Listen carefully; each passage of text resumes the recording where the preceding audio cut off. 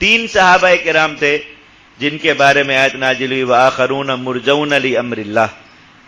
کچھ لوگ ایسے ہیں جن کا معاملہ اللہ تعالیٰ کے حکم پر مؤخر کر دیا گیا، ٹال دیا گیا. اما یعذبہم و اما یتوب علیہم، چاہیں تو اللہ تعالیٰ انہیں عذاب دیں، چاہیں تو ان کی توبہ کو قبول فرما لیں. یہ 3 صحابی تھے، حضرت کعب بن مالک رضی اللہ تعالیٰ عنہ، حضرت ہلال بن امیہ اور مرارہ بن ربیع رضی اللہ تعالیٰ عنہ. یہ 3 جو ہے وہ غزوہ تبوک میں نہیں جا سکے تھے، اور انہوں نے واپسی پر اپنے آپ کو کوئی سزا بھی نہیں دی کہ یہ نبی کریم صلی اللہ علیہ وسلم کی خدمت میں آئے جب آپ کی واپسی ہو گئی، اور آ کر کہا یا رسول اللہ ہم آپ سے جھوٹ نہیں بولتے، اس لیے کہ آپ سے جھوٹ بولیں گے اللہ تعالیٰ وحی کے ذریعے ہمیں رسوا کر دیں گے اور جھوٹ کھل جائے گا. سچی بات یہی ہے کہ ہمارا کوئی عذر نہیں تھا اور ہم بغیر کسی عذر کے ہی آپ کے ساتھ اس جہاد میں شرکت نہیں کر سکے. تو اب اللہ اور اس کے رسول کی طرف سے ہمارے لیے جو حکم ہو ہمیں بتا دیا جائے، ہم اس کے لیے تیار ہیں. نبی کریم صلی اللہ علیہ وسلم نے ان سے فرمایا کہ تم اپنے گھروں کو چلے جاؤ، اللہ تعالیٰ کی طرف سے جب کوئی وحی آئے گی میں تمہیں اس چیز کی اطلاع کر دوں گا. اللہ تعالیٰ کی طرف سے ان کا معاملہ کچھ مؤخر کر دیا گیا انہیں سزا کے طور پر، اور 40 دن جو ہے وہ ان کے ساتھ ایک طرح سے مقاطع رہا. نبی کریم صلی اللہ علیہ وسلم کی خدمت میں حاضر ہوتے تھے، سلام کرتے تھے، نبی کریم صلی اللہ علیہ وسلم سلام کا جواب نہیں دیتے تھے. کوئی بات کرتے تھے، نبی کریم صلی اللہ علیہ وسلم بات کا جواب نہیں دیتے تھے. صحابہ کرام میں سے کسی سے بات کرتے تو وہ بھی بات کا جواب نہیں دیتے تھے.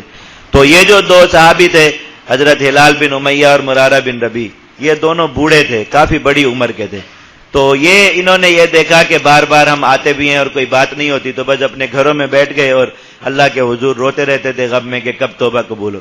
حضرت کعب بن مالک رضی اللہ عنہ جوان تھے، تو وہ بس جو ہے وہ آتے جاتے رہتے مسجد کے اور اللہ تعالیٰ سے مانگتے رہتے کہ کبھی جو ہے وہ توبہ کی قبولیت کا جو ہو جائے، اعلان ہو جائے. 1 مہینہ ان کا اس حالت میں گزرا تو ایک دن نبی کریم صلی اللہ علیہ وسلم نے انہیں بلایا، اور وہ یہ سوچ کر گئے کہ شاید توبہ کی قبولیت کا اعلان ہو گیا، خوشی خوشی گئے. اللہ کے نبی صلی اللہ علیہ وسلم نے فرمایا کہ اللہ تعالیٰ کی طرف سے حکم آیا کہ تمہاری بیویاں بھی تم سے جدا ہو جائیں، ان کو بھی تم سے علیحدگی کا حکم ہو گیا کہ جب تک توبہ قبول نہیں ہوتی ہے وہ بھی تمہارے ساتھ نہ رہیں، اور جا کر انہیں اللہ اور اس کے رسول کا یہ حکم سنا دو.